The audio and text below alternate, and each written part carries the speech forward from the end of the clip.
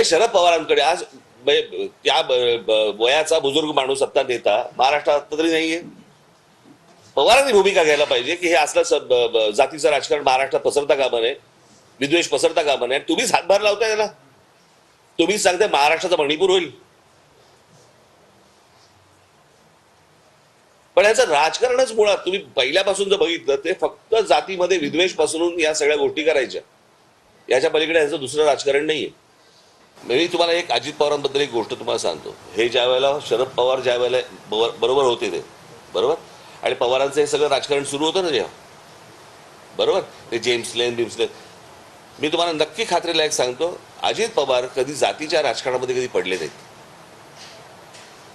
एवढं निश्चित. बाकी माझे अनेक मतभेद असतील, माझे असतील, अनेकांचे असतील, पण जी योग्य गोष्ट आहे मला असं वाटतं ते कधी जातीच्या बाबतीत आजपर्यंत त्याचं मी कधी वक्तव्य पण ऐकलेलं नाही आणि ते कधी या बाबतीत